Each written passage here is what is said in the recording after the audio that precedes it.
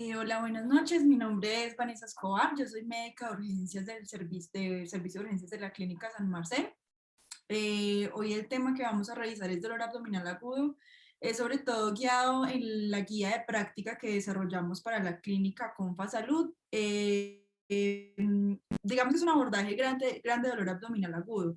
No vamos a ver patología por patología porque digamos que no terminaríamos nunca. Sabemos que las causas de dolor abdominal agudo son múltiples, entonces no vamos a revisar una por una, sino cuál va a ser el enfoque grande del paciente que llega con una queja de dolor abdominal, cómo lo vamos a enfocar, qué estudios son los más frecuentes que vamos a solicitar, y un algoritmo de manejo que nos va a ayudar a diferenciar entre el paciente estable o el paciente inestable. Entonces empezamos con la definición clara de dolor abdominal agudo. Es ese dolor de menor a 7 días de duración. Eso es muy importante. Todo dolor que sea menor a 7 días. Que requiere un tratamiento y que requiere un manejo, porque si no lo tratamos o si no lo manejamos, podemos poner en riesgo la vida de nuestros pacientes, porque en su mayoría o algunos de ellos pueden requerir manejo quirúrgico.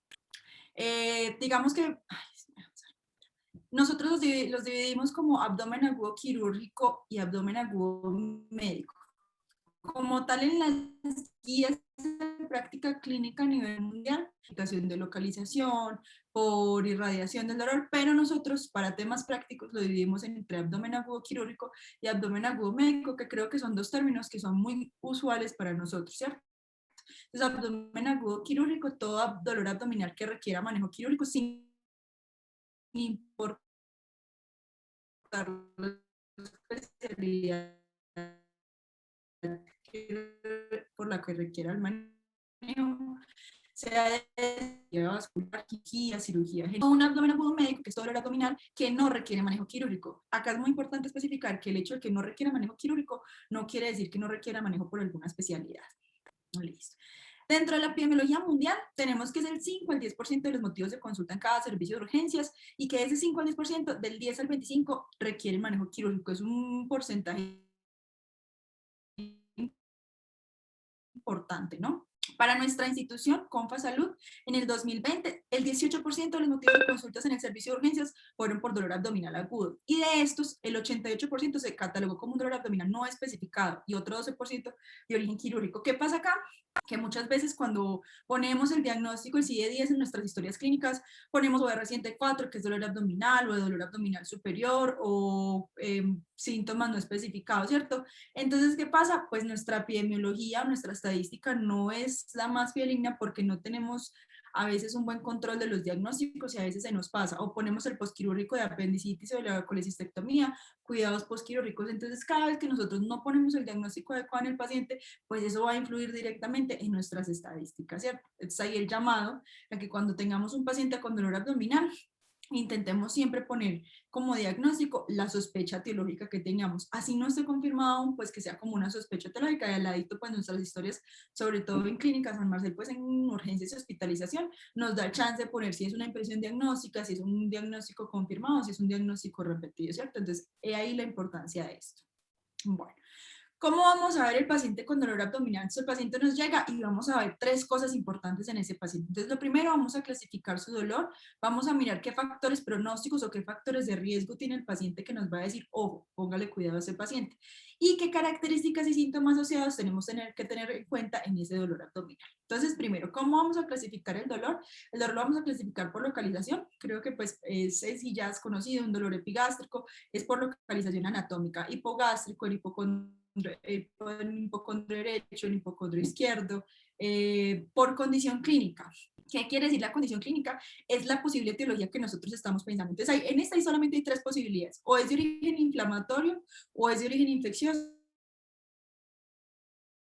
o es de origen obstructivo. Son como las principales condiciones clínicas que nos pueden generar el dolor abdominal.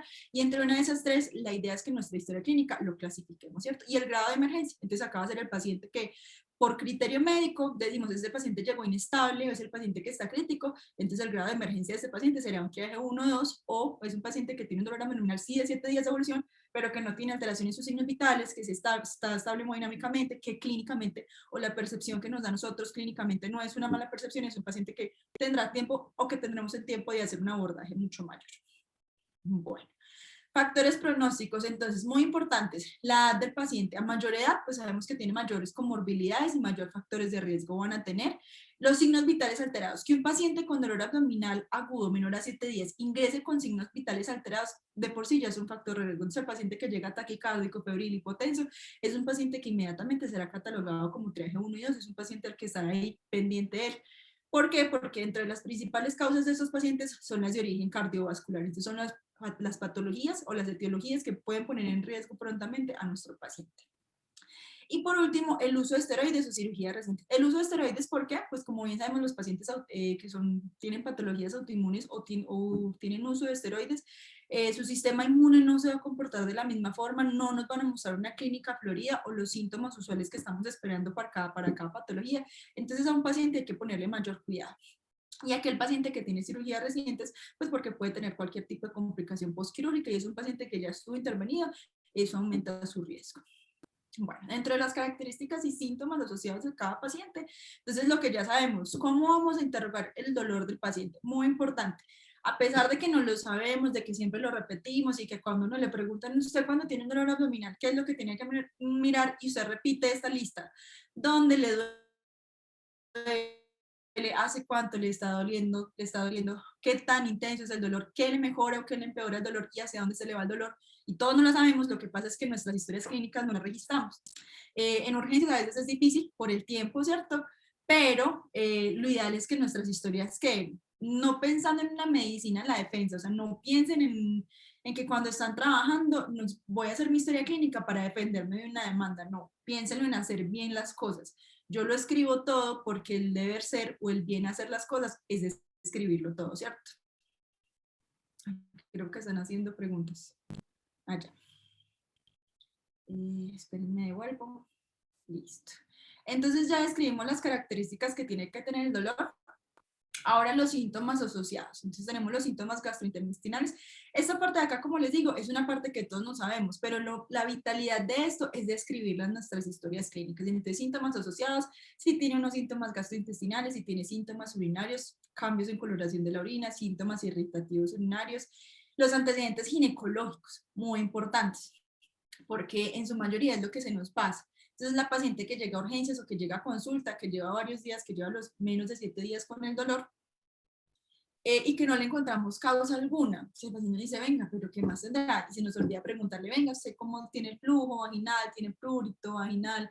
Sus relaciones sexuales son dolorosas, cómo son sus ciclos menstruales, son cosas muy importantes y en qué día de su ciclo está, ¿cierto? Son preguntas muy importantes. Y por último, pues está en embarazo, ¿cierto? Bueno, entonces, ¿cómo vamos a evaluar esos síntomas? Hay dos hemotecnias que nos ayudan a obtener esa información de forma rápida o que nos ayudan a recordarlo mucho más fácil, ¿cierto? Si a uno se le olvidó algo en la lista, pues estos dos hemotecnias nos van a ayudar. Están dos. Está el sample, que yo creo que la mayoría la conocemos porque es más usado en el paciente de trauma o el paciente crítico, que necesitamos obtener información rápida de su historia clínica. Y tenemos el OPQRST, que nos da mucha más ayuda para un paciente con un dolor abdominal. Ya vamos a ver la diferencia.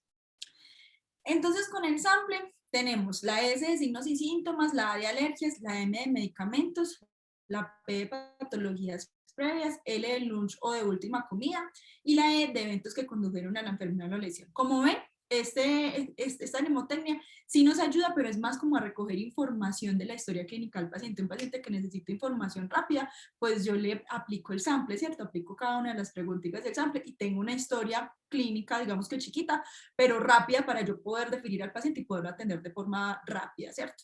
Y por el contrario tenemos el OPQRST, que tal vez no nos da tanta información de los antecedentes patológicos del paciente y una historia clínica pues tan grande, pero para el caso de dolor abdominal, pues sí nos va a dar información muy vital, porque nos va a decir la O de onset, que es inicio, la P de palliative, que ese es un dolor crónico, la Q de cualidad y cantidad, la R de región y la irradiación del dolor, la S de síntomas asociados y la T de tiempo de evolución. Como ven, el OPQRST sería el ideal para hacer un interrogatorio de un paciente con un dolor abdominal, porque nos va a recoger la información que necesitamos de ese paciente para determinar una posible etiología, una sospecha diagnóstica, porque cuando uno le llega a un paciente con un dolor abdominal agudo, pues su principal objetivo es llegar a una sospecha, es decir, vea, yo creo que ese paciente puede tener esto, ¿qué elementos voy a utilizar para llegar definitivamente a mi diagnóstico etiológico, ¿cierto?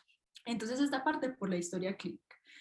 ¿Qué más vamos a recoger? Antecedentes personales, los antecedentes patológicos, muy importante preguntar por patologías de origen litiásico, litiasis y colelitiasis. ¿Por qué? Porque son patologías que son recidivantes. Entonces el paciente que le dice, ay, sí, doctora, a mí hace 10 años me dio un cólico renal y se parece mucho a eso, pues usted le va a dar luces en qué puede tener su paciente, ¿cierto? Lo otro son las patologías autoinmunes, como les dije ahora, pues el paciente que tiene patología autoinmune posiblemente está utilizando esteroides y no nos va a mostrar una clínica florida, entonces usted le va a decir, si el paciente no le dice directamente, veas que yo tomo tal medicamento, usted le dice, venga, pero usted sufre de lupus, o usted tiene una colitis ulcerativa, usted toma algún medicamento para eso, entonces pues les va a ayudar.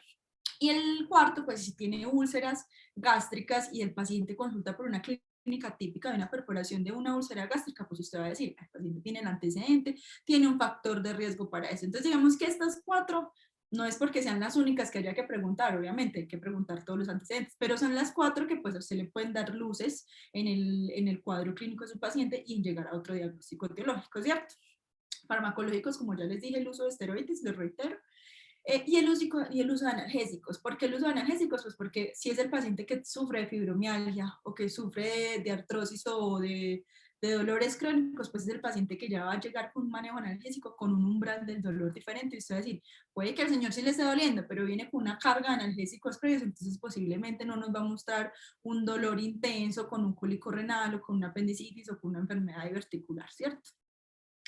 Y por último, insisto, siempre se los pongo en rojo los ginecológicos. ¿Por qué se los resalto tanto? Porque digamos que en la práctica diaria o en las historias clínicas que hemos llegado a revisar de los pacientes de dolor abdominal y de las quejas de dolor abdominal, es uno de los síntomas que más nos hace falta poner o de los antecedentes que más nos hace falta poner. ¿Listo? Siempre preguntar ciclo menstrual, fecha de última menstruación, uso de anticonceptivos orales y método de anticoncepción, pues si tienen algún otro método.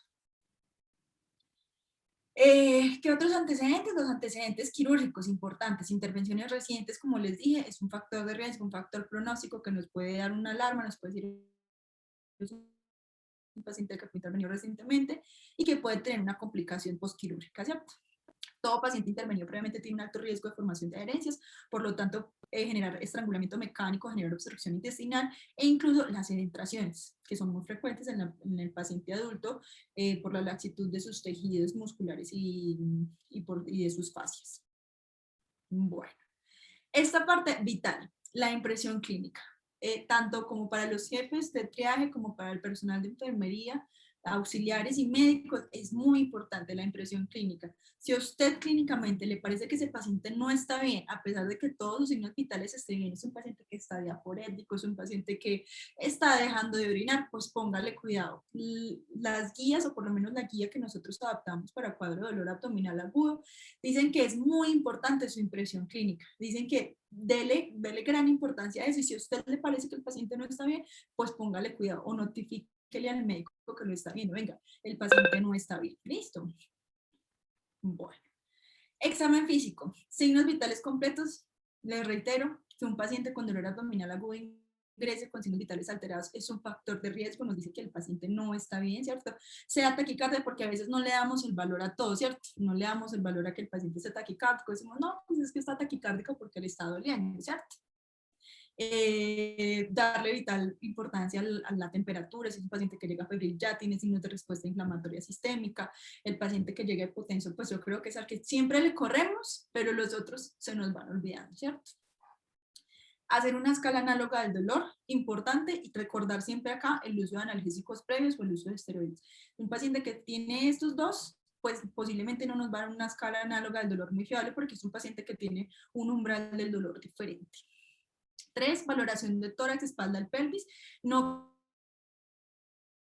quiere decir que vamos a dejar de hacer el examen físico completo, no lo haremos completo, pero pues serán estas 3 áreas donde pondremos vital importancia. ¿Por qué? Porque pueden ser otras causas de dolor abdominal. Entonces tenemos el paciente con neumonía que nos puede generar dolor abdominal, el paciente con patología litiásica renal que genera irradiación del dolor a la región lumbar, dolor en pelvis en las pacientes que tienen de origen ginecológico. Cuarto, palpación, percusión y auscultación de abdomen. Aunque la evidencia no hay mucha para yo decirle a todo paciente le tiene que hacer palpación, percusión y escultación de abdomen. En realidad no hay una evidencia que soporte hacerlo rutinariamente, pero pues la idea es hacerlo completo porque cada uno nos va a dar luces sobre la posible etiología del dolor abdominal, ¿cierto? Palparlo pues nos va a dar la localización, percutirlo nos va a decir indirectamente si hay ascitis, si hay signos irritativos locales, y la auscultación, pues si hay presencia o no de movimientos peristálticos, nos puede llegar incluso a hablar de un paciente con obstrucción intestinal o con un híleo postquirúrgico, ¿cierto? Entonces, a pesar de que no existe toda la evidencia y las recomendaciones que hay para utilizarlas son básicas, son basadas en la práctica clínica, pues sabemos que sirven, ¿cierto? Nos van a dar elementos para llegar a un diagnóstico. No nos van a dar un diagnóstico, pero nos van a dar elementos para llegar a él.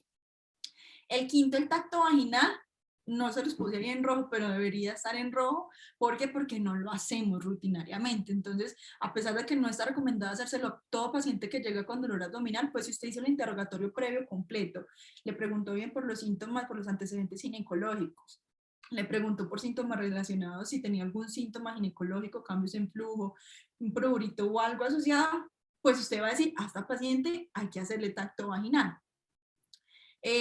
Digamos que no para todos es lo más cómodo, pero pues como dirían coloquialmente, el que no mete el dedo mete la pata, ¿cierto?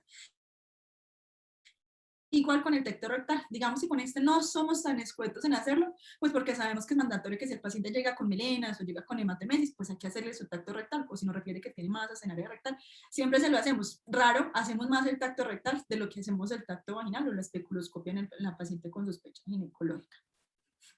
Bueno, ¿qué paraclínicos vamos a solicitar? Digamos que esto es una lista genérica, pero hasta el punto anterior, hasta el examen físico, yo acá tengo que tener una sospecha diagnóstica. Yo acá tengo que estar diciendo, parece una colelitiasis, parece una urolitiasis, o no, este paciente por el contrario tiene un dolor epigástrico y pareciera más una cardiopatía isquémica, o tiene alteración de pulsos distales, entonces estoy pensando en una lesión aneurismática rota, ¿cierto? Entonces, hasta el examen físico yo ya tengo que tener en mi cabeza que estoy pensando cuál es la posible etiología de mi paciente. Y ahí me voy a paraclínicos y digo, bueno, a este paciente, ¿qué le voy a pedir de paraclínicos? ¿Qué, por qué y para qué? Entonces, posiblemente no a todos le pediré el pool, sino que yo pediré los exámenes que me sirvan, que me den una utilidad para llegar a mi diagnóstico. Si yo estoy pensando ¿qué les digo? En una patología renal, pues yo no le voy a pedir troponinas a ese paciente, ¿cierto? Digamos que es una lista genérica. Obviamente, aparte de estos, existen muchos más que para cada patología uno los utilizará. Entonces, el paciente con patología hepatobiliar, pedir el perfil hepático asociado al pancreático, y según esto, a cada patología para definir su severidad, pues pedir otros exámenes, ¿cierto? O incluso para hacer escalas pronósticas. En pancreatitis tenemos que completar estos exámenes para hacer una escala pronóstica. Como les dije, en patología biliopancreática también hay que completar el pool para hacer diagnóstico, llegar a un diagnóstico o sospechar que no solamente sea una colitiasis, sino que sea una coledocolitiasis, ¿cierto? Y a lo mismo vamos con las imágenes diagnósticas. Entonces tenemos, digamos que las básicas, la radiografía de abdomen simple, radiografía de tórax, ecografía de abdomen y TAC de abdomen contrastada. Ambas, las cuatro tienen sus utilidades según nuestra sospecha diagnóstico. Entonces, no a todos los pacientes les voy a hacer las cuatro, sino que las voy a hacer pensando en mi posible diagnóstico o en mi sospecha diagnóstico. Que a veces no me sirven, pues bueno, sigo al siguiente escalón. Entonces, pensé que el paciente podía tener una patología apendicular y es un paciente pediátrico o es un paciente joven que me da el chance de pedir la ecografía de abdomen, y le pido la ecografía de abdomen, pero la ecografía no me sirve y el paciente sigue sintomático, pues yo le pido la tomografía, ¿cierto? Pero va a ser para cada paciente, adaptado a lo que nos presente cada paciente, no como una receta de cocina, pues a todos les voy a pedir todo, no, vámonos por pasos, vamos a ir buscando el diagnóstico.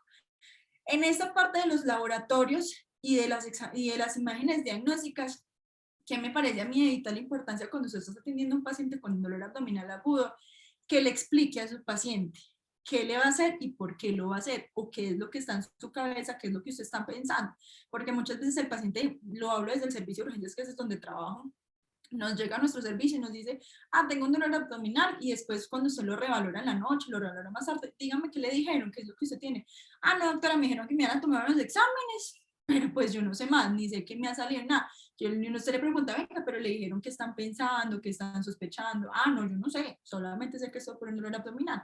Entonces es importante que usted le diga a su paciente, vea, yo no le puedo decir 100%, este es el diagnóstico, pero mi sospecha es que usted pueda tener un cuadro de un cólico renal, o usted puede tener un cuadro de una litiasis de vía biliar.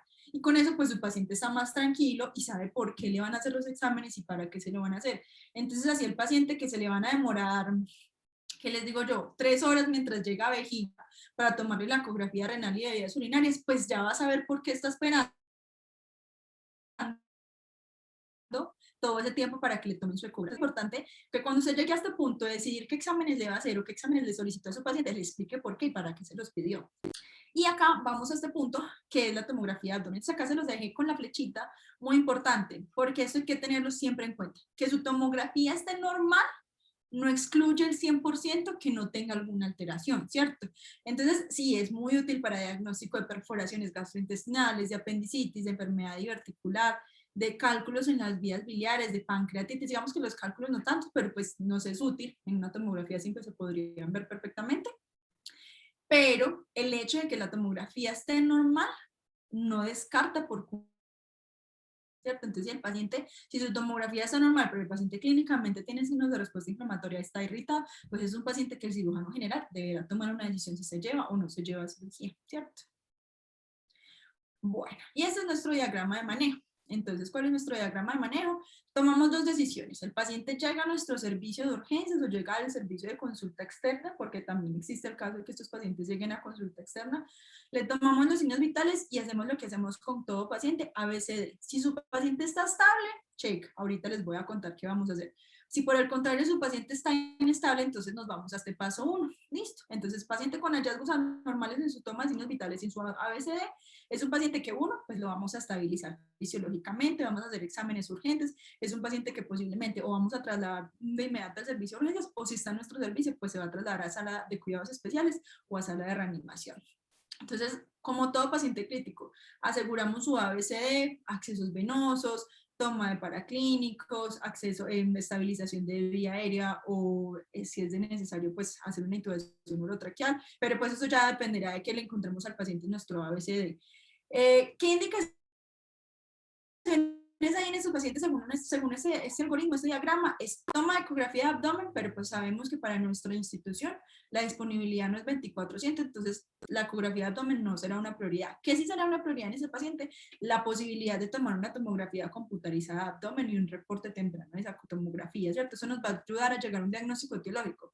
Obviamente eso va a depender de la condición clínica del paciente. Si es un paciente que a pesar de la estabilización tiene signos de una perforación de un aneurisma, o tiene signos de una lesión vascular, o tiene signos de una isquemia mesentérica, que es lo que está comprometiendo al paciente, pues posiblemente será un paciente que la especialidad deberá tomar la decisión.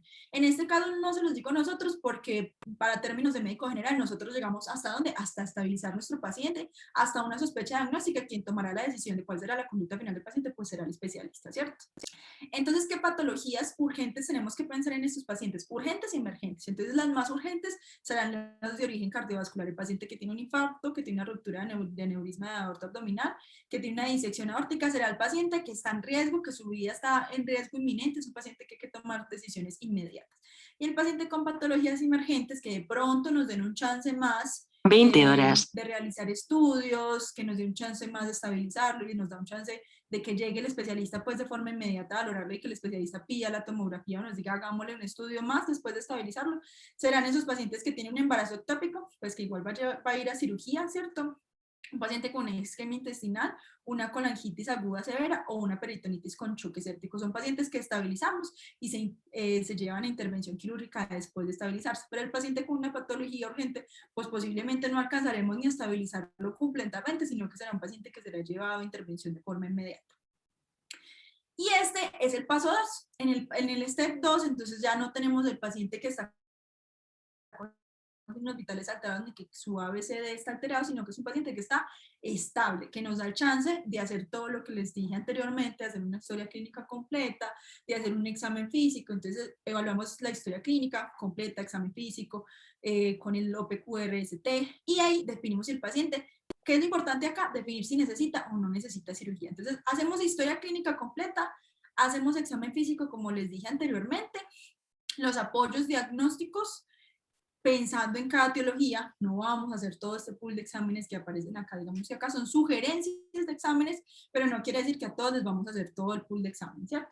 Y con esos tres elementos, historia clínica, examen físico y laboratorios, tomamos una decisión. Si el paciente no aplica, no requiere manejo quirúrgico, pues entonces es un paciente que vamos a volver a revisar, que vamos a volver a observar y decidimos un manejo conservado. Es un paciente que se va a evolucionar, que se le inicia manejo analgésico y que se mira si se puede dar indicación de alta hospitalaria con signos de alarma. O aquel paciente que efectivamente en alguno de estos hallazgos encontramos algo, tiene una colelitiasis, tiene una ureterolitiasis obstructiva que requiere un manejo quirúrgico, tiene una apendicitis, tiene una enfermedad biarticular, que digamos que para este caso no es la indicación de realizar enfermedad appendicular porque esa puede ser quirúrgica como no quirúrgica, pero entonces ahí tomamos la decisión si se lleva o no se lleva cirugía y si requiere un nivel especializado o una unidad de cuidados intensivos. Esto es un abordaje grande, grande, muy grande, dolor abdominal agudo, que nos va a ayudar a tomar decisiones rápidas en un paciente que nos llega con un cuadro de menos de 7 días a decir, bueno, tengo el chance de observarlo, que en su mayoría nos permiten observarlos o nos permiten hacerles estudios, o es un paciente al que le tengo que correr y hacerle el manejo de forma inmediata. En ese paciente que hay que hacerlo de forma de manejo inmediata, pues es un paciente que nuestra clínica o nuestro ojo clínico, por así decirlo, tiene que estar muy agudo, porque a veces esos pacientes no llegan con signos vitales alterados. Recuerdo un paciente que nos llegó a urgencias con un cuadro de dolor abdominal en región lumbar que se irradiaba mi abdomen izquierdo, que parecía una litiasis renal asociada a hematuria con percusión positiva. Es un paciente que usted lo veía al ingreso, el señor estaba estable, no tenía signos vitales tan alterados en realidad, pero el señor estaba álgico y se veía maluco, se veía diaforético, se veía pálido, además traía una carga comorbidad alta, un paciente que había utilizado anticoagulantes orales, un paciente que había estado hospitalizado por patología tromboembólica en varias ocasiones. Entonces, un paciente que usted ya solamente por factores de riesgo decía, bueno, hay que echarle un poco más de ojo. Y que por el aspecto clínico usted decía, échele el segundo ojo porque ese paciente está maluco, a pesar de que sus signos vitales están normales y que si usted escuchaba cuadro clínico, usted decía, es una litiasis renal, ¿cierto? Resulta que el paciente resultó no ser una litiasis renal, sino que resultó ser una ruptura de un tumor renal que nos hizo un sangrado severo, el paciente se inestabilizó de forma rápida. Entonces, ¿qué hay que poner mucho cuidado en esos pacientes? Es su ojo. El paciente, usted puede decir, lo que tiene no es tan grave, no va a poner en riesgo su vida porque en su mayoría una litiasis renal pues no pondría en riesgo la vida de un paciente a menos de que esté asociado a una infección, pero no era una litiasis, sino que era una ruptura de un tumor renal. Entonces, ahí es cuando el ojo clínico suyo es vital. Dese cuenta que su paciente, a pesar de que sus signos vitales están normales, pues es un paciente que ponerle cuidado prontamente para que no se le vaya a comprometer su vida, ¿cierto? Ahí está la charla, era cortica, pero creo que muy sustanciosa, espero que les haya servido. No sé si tengan preguntas, algo, algún comentario. Con mucho gusto, Sandra. Cuéntame. Bueno, hay alguien que tiene una pregunta.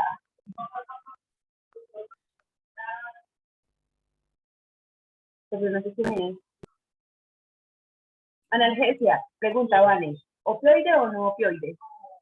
Santi, mira, las guías que revisamos y en particular la guía que nosotros adaptamos, digamos que en analgesia estaba muy lejos de lo que nosotros manejamos en Colombia, ¿cierto? Pero la indicación es uso de opioide, porque digamos que es el único medicamento que nos va a disminuir el riesgo de enmascarar el cuadro clínico. Obviamente no es el paciente que vamos a dejar con opioide durante toda la hospitalización. Tú le pones el opioide de forma aguda, en primera dosis para quitar el dolor hasta que llegues a una etiología, ¿cierto? Pero no es el paciente que yo voy a dejar 3 días con opioides, ¿cierto? Entonces el paciente llegó con un dolor intenso en hipocondrio derecho, te pongo el ejemplo pues para pensar en una patología, una colelitiasis, ¿cierto?